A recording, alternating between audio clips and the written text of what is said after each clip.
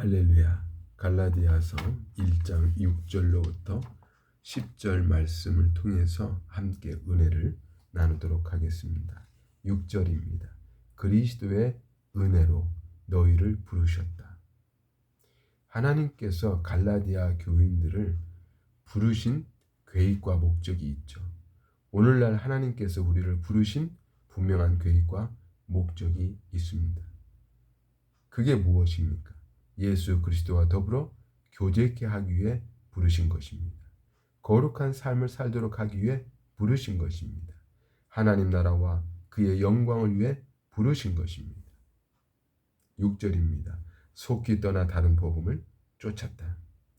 바울 사도가 전혀 예상치 못한 일이 갈라디아 교회 안에서 벌어진 것입니다. 그야말로 안타까움과 탄식이 뒤섞여 있는 바울 사도의 심경을 짐작할 수가 있습니다. 하나님을 속히 떠나 하나님께서 부르신 거룩한 삶, 하나님 나라의 영광과 원리를 버리고 그리스도의 교제로부터 떠난 것입니다. 갈라디아 교인들은 거짓 교사의 유혹을 받은 것입니다. 이러한 일이 초대 교회 안에서만 일어난 일일까요? 아닙니다. 오늘날에도 주님을 따르다가 하루아침에 주를 떠나서 거짓 복음을 따르는 교인들이 있습니다. 주님께서 그토록 깨어있으라고 말씀하신 데에는 바로 이러한 상태에 누구든지 놓일 수 있기 때문에 말씀 가운데 깨어있으라고 말씀하고 있었던 것입니다. 7절입니다. 어떤 사람들이 너희를 요란케 하여. 거짓 교사들은요, 바울을 향해서 바울이야말로 거짓 사도라고, 그가 거짓된 복음을 가르친다라고 말했습니다. 이러한 말로서 갈라디아 교인들을 혼란에 빠뜨린 것이죠. 갈라디아 교인들이 이러한 거짓 교사들의 가르침에 쉽게 넘어간 것이 있습니다. 이 교사들은요, 누가 봐도 인정받을 만한 인품을 가지고 있었을 겁니다. 사회적으로 인정받는 사람들이었을 것입니다. 힘 있는 사람들이었을 것입니다. 성경에 정통한 사람들이었을 거예요. 그렇지 않다고 한다면 그렇게 쉽사리 갈라디아 교인들이 사도들의 가르침을 속히 떠날 이유가 없었던 것이죠. 지금도 이러한 일이 일어나고 있는 겁니다.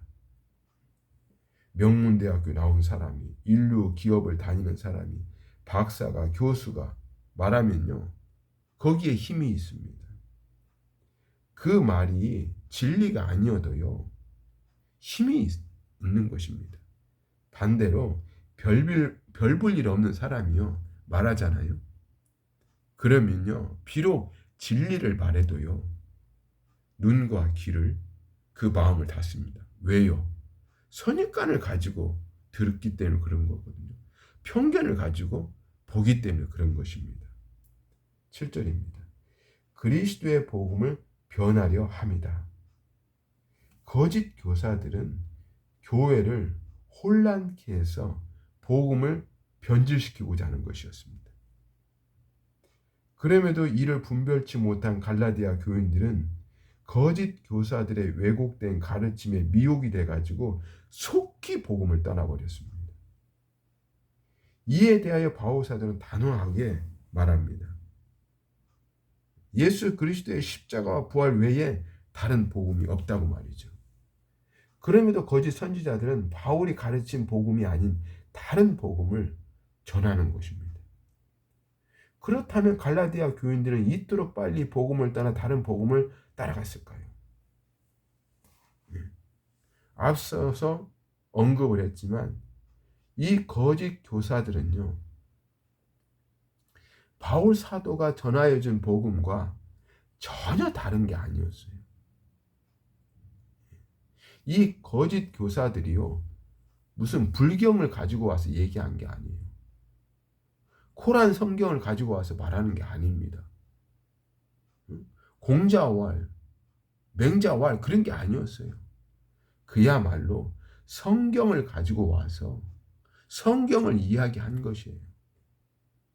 오늘날에도 이단이 무엇을 가지고 말씀을 가르칩니까? 성경이에요.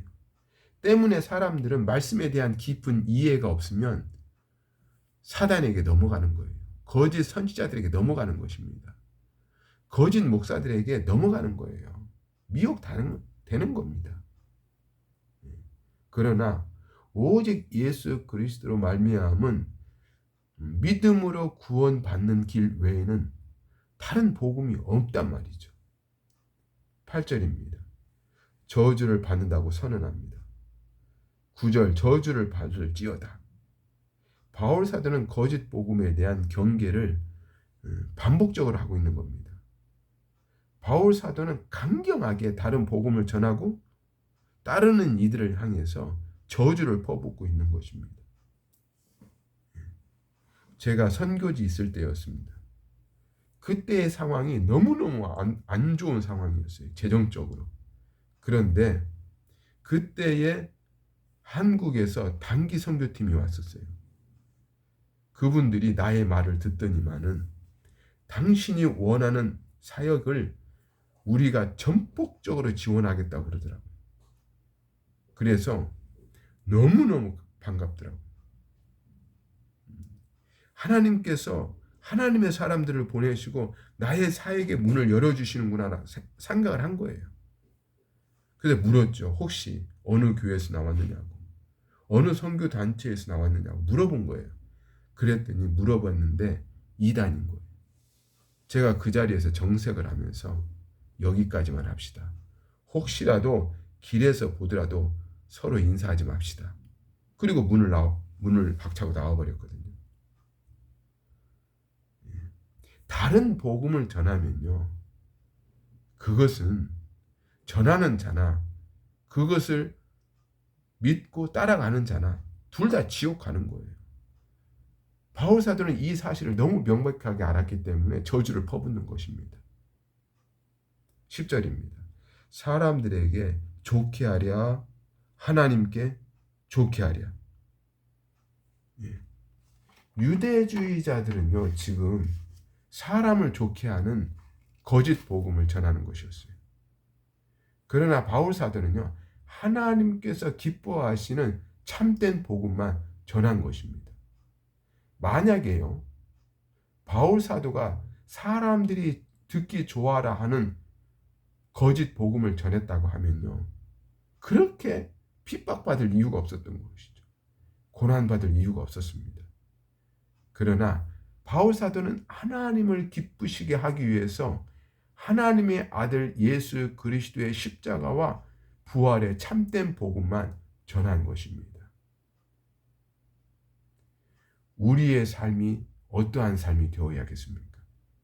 사람을 기쁘게 하는 삶이 되어야 되겠습니까? 아니면 하나님을 기쁘시게 하는 삶이 되어야 되겠습니까? 하나님을 기쁘시게 하는 삶이 되어야 되겠죠. 그것은 예수 그리스도의 십자가의 삶, 부활의 삶을 사는 것입니다. 그 십자가와 부활을 증거하고 전하는 삶이 하나님을 기쁘시게 하는 삶이 되는 것입니다. 우리가 이와 같이 하나님을 기쁘시게 하는 복된 성도들로 살아가십시다. 기도하겠습니다. 하나님의 참된 복음을 거짓 복음과 바꾸지 않게 하옵소서. 오직 예수 그리스도의 십자가와 부활의 복음을 믿고 붙들고 따르는 지혜로운 종들로 살아갈 수 있도록 날마다 순간마다 성령께서 나의 마음과 생각을 예수 그리스도에게로 이끌어 주옵소서. 길이요 진리요 생명이 되시는 예수 그리스도의 이름으로 간절히 기도하옵나이다. 아멘.